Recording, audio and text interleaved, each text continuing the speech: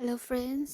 कैसे हैं आप सभी? उम्मीद है आप सभी अच्छे होंगे। मैं भी ठीक हूँ। तो कल मैं स्टोरी नहीं दे पाई। मेरा थोड़ा पढ़ाई का काम था।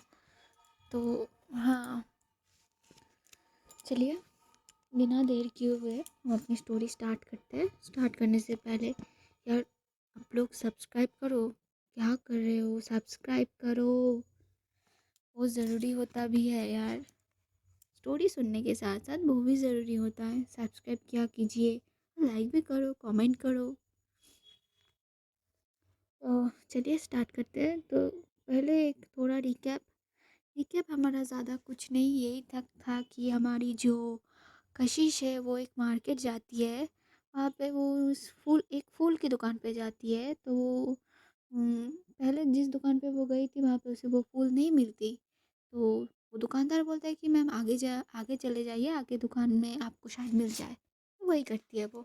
और इधर हमारी आराध्या, वो भी मिठाई की दुकान से निकल गई थी। फिर ये दोनों भी चले गए थे अपने कुछ और ख़रीदारी करने।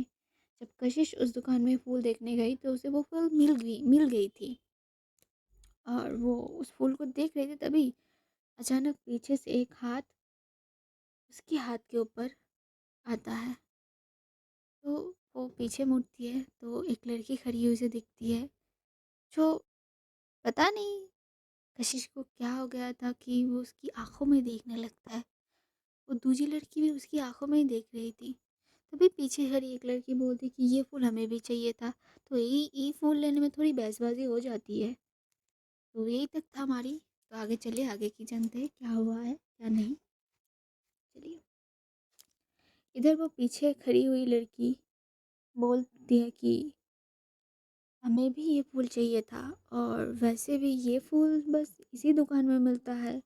तो कशिश भी आगे से बोलती है कि दिखाता है कि मुझे भी ये फूल चाहिए। तो फूल तो अभी तक मेरे हाथ में, तो मैं ही लूँगी। तो वो पीछे की जो बोल रही थी इतने देर तक कि हाँ मुझे ये फूल हमें भी चाहिए, तो वो बोलती है फिर से कि तो फूल तो हमें भी चाहिए था। इसी में दुकानदार बोलता है कि पर मैडम जी, ये फूल तो एक ही है, तो एक ही गुलदस्ता है। ये बात जब ये दोनों सुनते हैं तभी कशिश बोल पड़ता है कि आप मुझे दे दीजिए फूल, और ये रहा पैसा। ये सुनकर पीछे खड़ी लड़की और भड़क जाती है। तो वो दूसरी लड़कियों को बोलती है कि आराध्या, तुम्हें भी तो चाहिए था ना ये फूल। तो वो आराध्या थी जो पीछे खड़ी थी। तो आराध्या बोलती है बड़ी काम आवाज़ में, उसकी आवाज़ बहुत ही शांत थी। वो आराध्या बोलती है, कोई बात नहीं सिया, इन्हें लेने दीजिए, हम किसी और दिन ले लेंगे। तो ये दो लड़कियां हमारी सिया और आराध्या ही थी। जो पकड़ पकड़ के जा रही थी वो सिया थी, और जो शांत और काम थी वो आराध्या ही होगी, ऑफ कोर्स। और कौन होगी? तो पहली मुलाकात तो हो गई इन लोगों की, और मैंने बता भी दी कैसे कैसे क्या हुआ। अब देखना पड़ेगा क्या होता है। शुरुआत तो हो गई, मंजिल तक जाने का सफ़र कैसा होगा, कितनी उतार चढ़ाव, साथ मिल के देखेंगे, साथ मिल के सुनेंगे, है ना। चलिए स्टार्टिंग तो हो गई। अब कशिश जब उस उस बात को कशिश जब उस बात को बोलती, इस आवाज़ को सुनती है, तो वो फिर एक बार पीछे पलट के एक बार देखती है कि कौन कह रहा है ये आवाज़। उसे बड़ा शांत लगा ये आवाज़, कि किसकी है ये इतना ठहराव आवाज़ में। तो वो पीछे मुड़ती है तो देखती है उसके पीछे हुई खड़ी जो लड़की थी जिसने उसके हाथ के ऊपर हाथ रखी थी, उसी ने कहा। तो वो तो हमारी आराध्या थी, थोड़ी पता थी कशिश को उसका नाम या कुछ भी, थोड़ी वो देखती है इधर उधर। तो एक बार आराध्या को देखती है, उसकी नज़र एक बार आराध्या की नज़र से फिर मिलती है। पल के लिए कशिश देखती है इतनी शांत और इतनी काम आवाज़, ठंडक वाली एहसास होता है ना, वही हो रहा था। शायद उसकी आवाज़ में वही थी।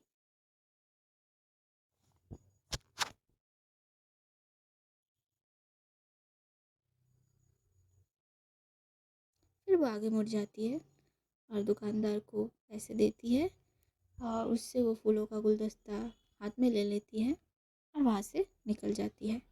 कशिश जाते जाते भी एक बार रुकी और पीछे मुड़ के आराध्या को देखती है और फिर वहाँ से चली जाती है।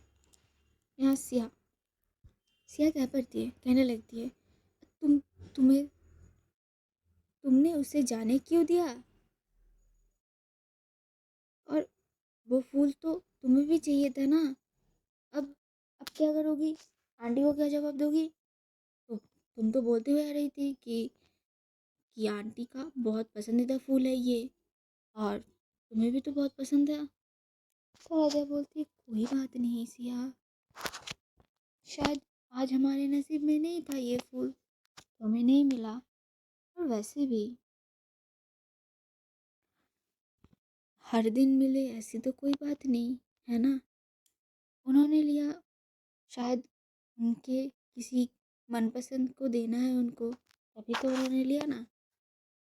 और चाहे कोई भी बात हो, फूल लेना था तो उन्होंने ले लिया, चाहे मैंने लिया हो उन्होंने लिया हो, लेना ज़रूरी था तो उन्होंने ले लिया। तो सिया बोलती, ये तुम क्या बोलती हो, मेरे आधी बात तो दिमाग में घुसती नहीं है और आधा दिमाग ऊपर से चली जाती है। वो आराध्या बोलती है, चलिए अब चलते हैं, बहस करके क्या फ़ायदा होगा। हाँ, फूल हमें चाहिए थे पर फूल तो उनके हाथ में था पहले, तो हम क्या ही कर लेते भला। और इसके लिए क्या अब बहस करते, किसी और दिन ले लेंगे हम। तो उस दुकान वाले से बोलती कि भैया, हाँ, ये फूल कब मिल सकता है अब? तो दुकानदार बोलते कि मैडम ये तो ज़्यादातर कोई लेता भी नहीं है, बहुत ही कम लोग लेते हैं ये फूल, क्योंकि महंगा होता है और ज़्यादा यहाँ पे आता नहीं है फूल। तो इसीलिए मैं यहाँ पे हर एक दुकान की मार्केट पे आपको नहीं, हर एक मार्केट की दुकान पे ये आपको नहीं मिलेगा।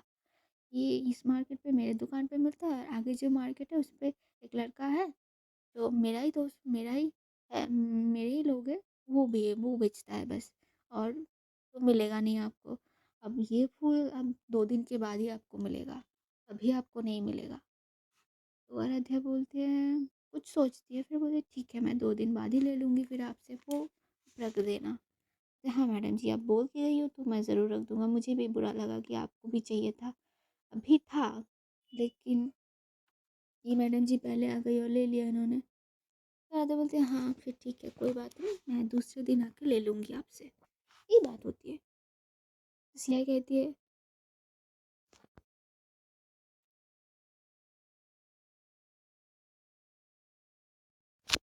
अरे ये क्या बात हुई, मतलब इतने दुकान घूमने के बाद अब हाथ में कुछ नहीं लगा, जब मिला भी वो भी चला गया, ये बढ़िया बात हुई यार।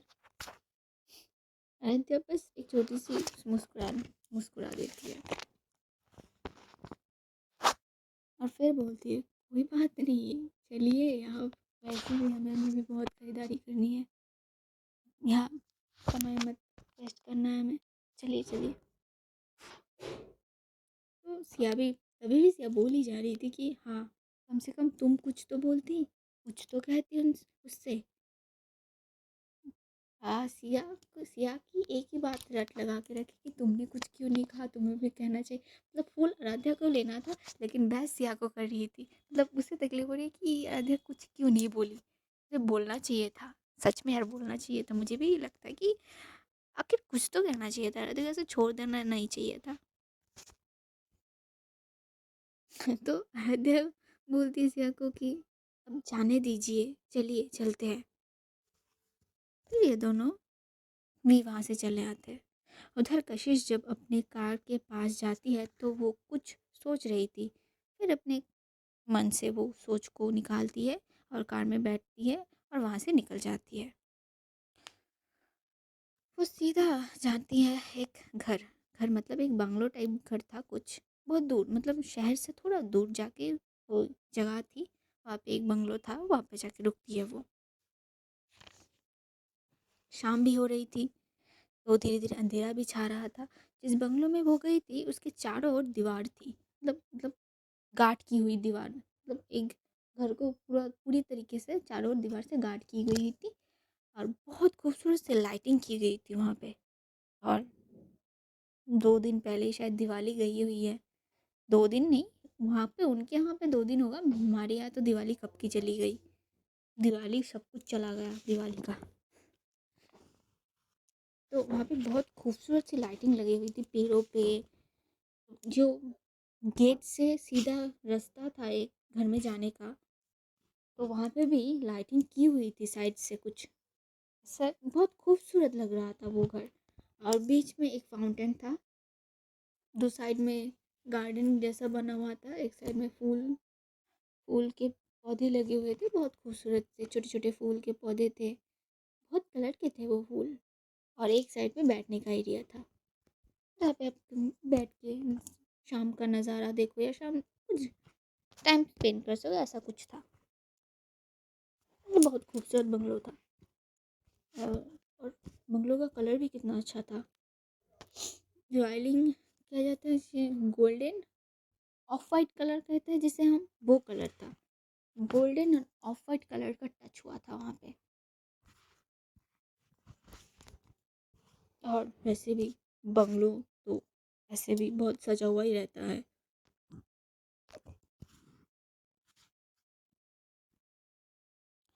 तो कशिश अपनी गाड़ी को पार्किंग लॉट पे पार्क कर देती है और फिर वहाँ से सीधा अंदर आ जाती है। तो सामने एक हॉल रूम था, उसे दिखाई एंट्री होती है, एक हॉल रूम आता है, उसके साइड से किचन था। तो हॉल रूम में सोफे में एक बूढ़ी औरत बैठी थी। कशिश उन्हें एक बार देखती है, एक नज़र उठा के, फिर उनकी तरफ मुड़ जाती है, उनकी तरफ कदम बढ़ा लेती है।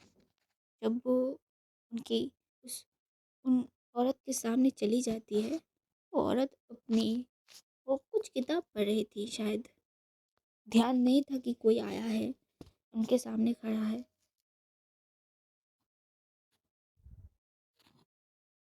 पढ़ते पढ़ते उनका ध्यान थोड़ा सा इधर डगमगा गया, तो देखा उन्होंने दो पैर उनके सामने खड़ी है। तो वो अपनी सर को उठा के सीधा सामने देखते हैं, उठा के देखते हैं कि सामने कौन है, ये देखने के लिए अपनी सर को उठाई।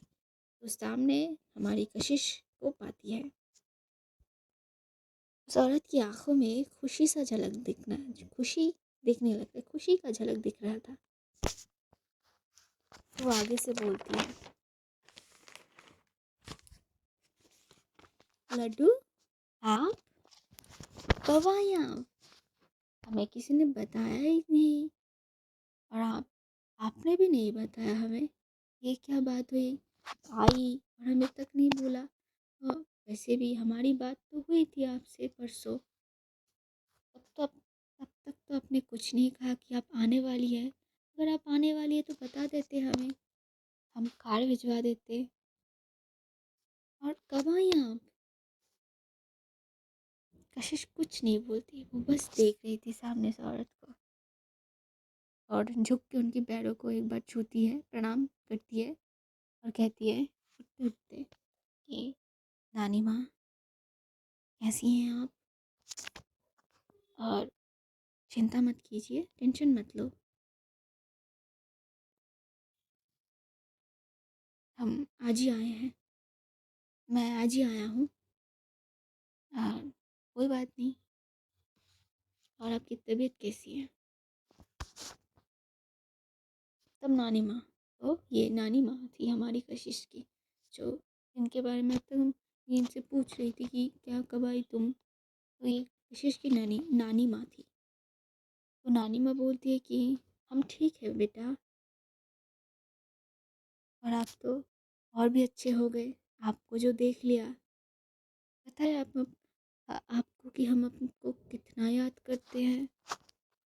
मन्नत को कितनी बार बोले हैं हम कि आशीष को बोलिए, लड्डू को बोलो कि आ जाए वो। आशीष थोड़ा सा चिढ़ती है, कहती लड्डू नहीं नानी माँ, ये बचपन का नाम अभी भी आप बोलती हो, ऐसा सुनाई देता होगा। लड्डू मत कहा कीजिए आप हमें।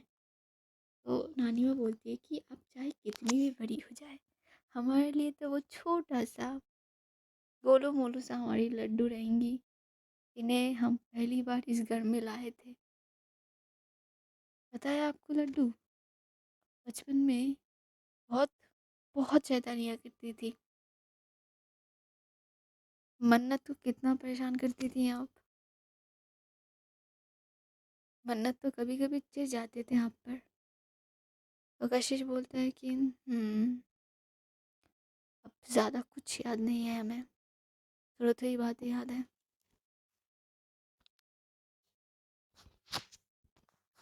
तो नानी माँ बोलती है वो दिन भी क्या अच्छे दिन थे। आप फिर बड़ी हुई और हायर स्टडीज़ के लिए आप अब्रॉड चली गई, है ना। फिर तो सॉरी, न्यूयॉर्क हो गई है, अब्रॉड नहीं। न्यूयॉर्क कहा था मैंने शायद, पता नहीं क्या बोला था आगे मैंने, ये कहाँ थी। तो अगर गलत हो जाए तो माफ़ी की नज़रों से देख लीजिएगा। तो आगे बढ़ते हैं। तो कहानी क्या है, आते हैं। तो यही बात बोल रही थी नानी माँ, और थोड़ी सी इमोशनल दिखने आई थी यहाँ पे हमको नानी माँ कि पुराने दिन याद करके हर कोई इमोशनल हो ही जाता है। मेरे घर वाले खुद होते हैं यार, सबके घर वाले होते हैं, मेरे क्या, सबके घर वाले हो जाते हैं। कशिश कहती है अब छोड़िए वो बातें नानी माँ, मैं आ तो गई और दी को कुछ नहीं पता मैं आई हूँ, उन्हें भी नहीं बताया मैंने।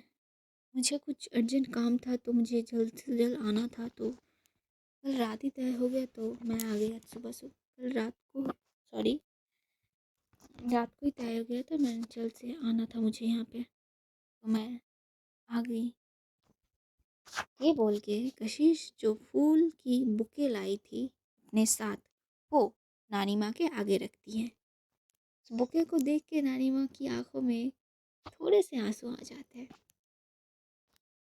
उस आगे से खड़ी होके उस बुके को कशिश के हाथ से लेती है और बोलती है ये आप कभी मत भूलिएगा, ये आपको हमेशा याद रहती है ना, चाहे कुछ भी हो। आप यहाँ थी भी नहीं तब भी ये फूल हमारे पास पहुँच जाया करता था, और आज भी ये फूल हमारे पास है। महीने के 1 तारीख को ये फूल हमेशा हमारे पास आ जाती है। आपको अब भी याद है। पता है ये फूल हमें बहुत पसंद, ये हमारे दिल के बहुत करीब है, क्योंकि आज भी हमें याद है आपके दादाजी ने पहली बार ये फूल हमें जब दिया था, तो उस टाइम पे हमारे खुद के इतने आलीशान कुछ ज़्यादा थे नहीं कि ये ले ले हम। बस बहुत ही मुश्किल से हम दोनों ने ये सफ़र तय किया था यहाँ तक का, और हमें ये फूल बहुत ज़्यादा पसंद थे। वो आपके दादाजी कैसे भी करके, चाहे खरीद के ना हो, बाग से ही किसी के बगीचे से ही ले आया करते थे। एक एक फूल तो लाते ही थे वो हमारे लिए। तो ये हमारे दिल के बहुत बेहद ही करीब है, और ये आप कभी नहीं भूलेंगी। चाहे कुछ भी हो ये फूल हम तक ज़रूर पहुँचेगा। और आज तो आप खुद लाई हैं अपने हाथों से, हम बहुत खुश हैं बेटा, हम बहुत खुश हैं।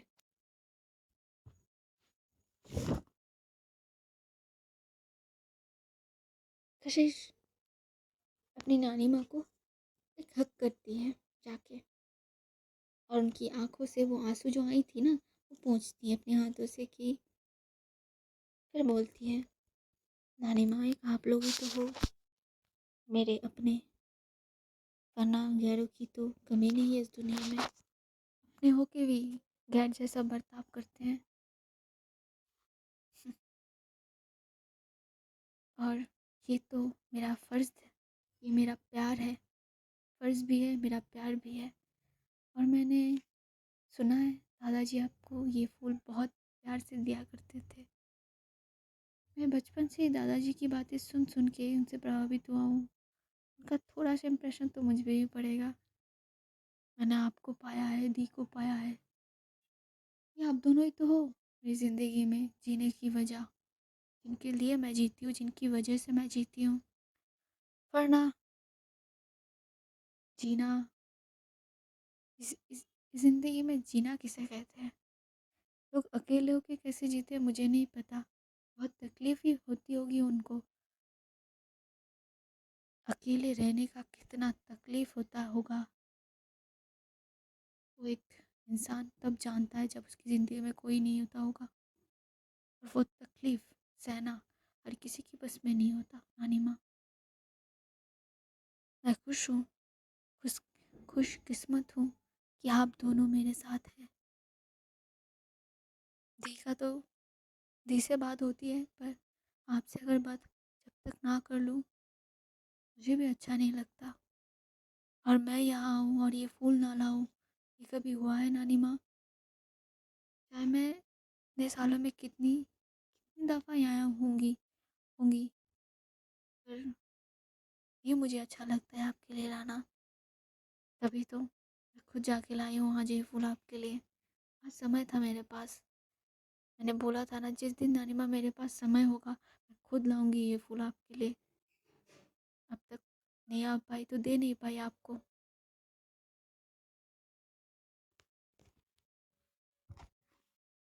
ये बातें सुन के नानी माँ आशीष को फिर से एक बार गले लगा लेती है अपने, और अपनी हाथ को बड़े प्यार से आशीष के सर पे सहलाती है कि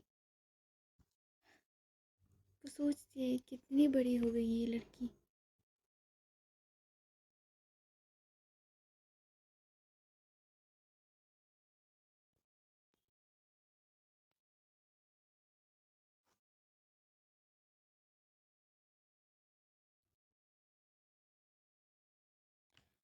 ये छोड़िए, वो फिर आ जाती है सामने, खड़ी हो जाती है फिर, और बोलने लगती है कशिश की ये छोड़िए, दी को तो पता नहीं कि मैं आई हूँ, तो वो कहाँ है? तो नानी माँ बोलती कि मन्नत तो अभी भी नर्सिंग होम में ही होगी शायद, क्योंकि आपने जैसा बताया उनको नहीं पता, तो वो नर्सिंग होम में ही होगी शायद अभी भी। और एक बात कर लीजिए कि वो कब आए, कब तक आए। हाँ, सुबह तो जाती है और शाम तक आ जाती है। तब आशीष बोलती है कि रहने देते हैं, ऐसे भी शाम तो हो ही गया है, आ जाएंगी, तब मिल लूँगी। तब नानी माँ पूछती है कि आज आप रुकेंगी ना यहाँ, या फिर चली जाएंगी? तो कशिश कहती है कि नहीं नानी माँ, कल ऑफिस जल्दी जानी है मुझे, और कुछ क्लाइंट्स भी आने वाले हैं, फॉरेन डेलीगेट्स आने वाले हैं। कुछ कुछ देर हूँ मैं, दी आ जाए फिर निकल जाऊँगी। तो नानी माँ बोलती ठीक है, फिर मैं डिनर की तैयारी करने के लिए बोलती हूँ। कशिश बोलते ठीक है। ये बोल के कशिश वहाँ से दूसरी ओर चली जाती है, और एक दिशा में हॉल रूम से और एक दिशा में जाने लगती है। और इधर नानी माँ कशिश को जाता हुआ देखती है और अपने मन में कुछ सोचने लगती है। ये बिल्कुल अपनी दादा पे गई है, आदत में, जिम्मेदारियों में, सब कुछ उसकी दादा की तरह ही है। कब किसे क्या चाहिए, कब क्या करना होगा, क्या सही होगा, सब आता है इसे। फैमिली बिजनेस तो इसी के दम पे यहाँ पे चल रहा है। लेकिन लेकिन आदत, गुस्सा और खूबसूरती, अपनी माँ को भी इसने मात दे दी। आज अगर कामिनी यहाँ जिंदा होती तो अपने सबसे छोटी बेटी को देख के सोचती रह जाती और गर्व से अपना सीना चौड़ा कर लेती, अपना माथा ऊंचा करके देखती अपनी कशिश को। बड़े शौक से रखा था ये नाम उसने, इसकी आंखें देखते हुए कशिश रखा गया था इसकी नाम।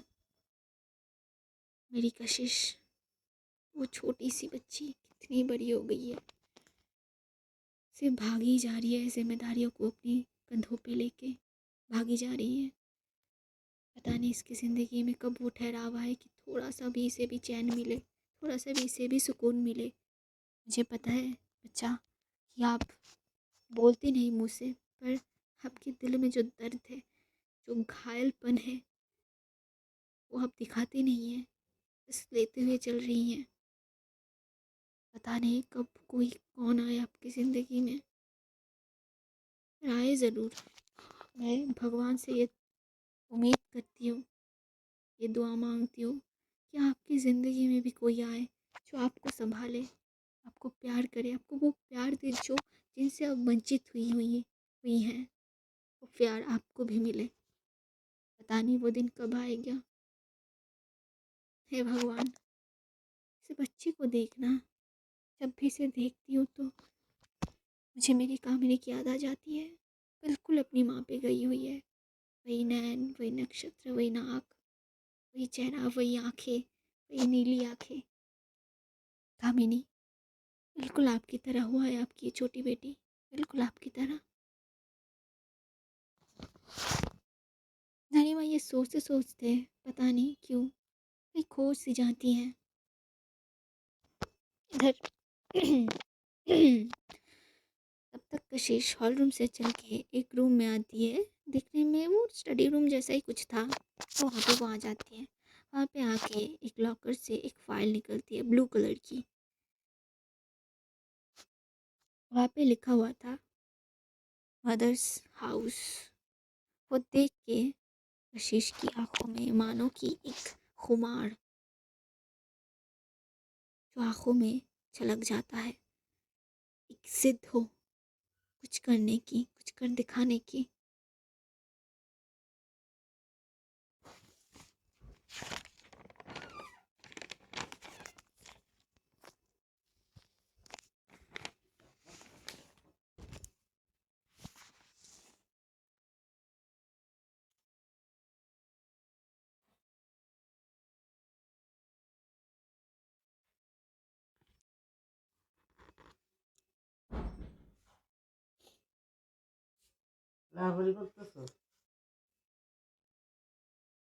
वहाँ के एक टेबल पे कशिश बैठ जाती है। बैठते हुए फिर वो उस फाइल को देखने लगती है, एक बार छू लेती है अच्छे से। वहाँ पे एक पास में एक डेस्कटॉप जैसा कुछ था, क्योंकि वो स्टडी रूम था। स्टडी रूम में किताब, कंप्यूटर्स ये तो होंगे, सभी के होते हैं। एक टेबल होता है हर एक के घर पे जहाँ पे डेस्कटॉप, कुछ फाइल, जो काम के लोग होते हैं ऑफिस वाले, तो वही डेस्कटॉप जैसा कुछ था। उसी पे वहाँ पे एक कशिश वो पहले कुछ टाइप करती है, फिर वो कुछ देखने लगती है। अभी अचानक उसे वो मार्केट वाला इंसिडेंस याद आता है। वो लड़की, उसके वो हाथ, उसके हाथ पे वो लड़की के हाथ की छुअन, वो एहसास, उस लड़की की वो आंखें हैरानी भरी, थोड़ी सी डरी हुई, थोड़ी सी हैरान में, और उन आंखों में कुछ ऐसा चीज़ तो था जो एक पल के लिए कशिश भी तो एक खो सी गई थी। उसे भी खूबसूरत सा एहसास हुआ था उस आंखों को देख के।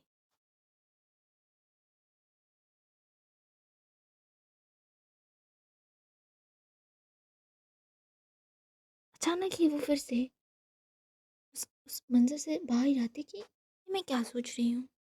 मन में सोचती कि मैं क्या सोच रही हूँ, ये नहीं सोचना था। वैसे भी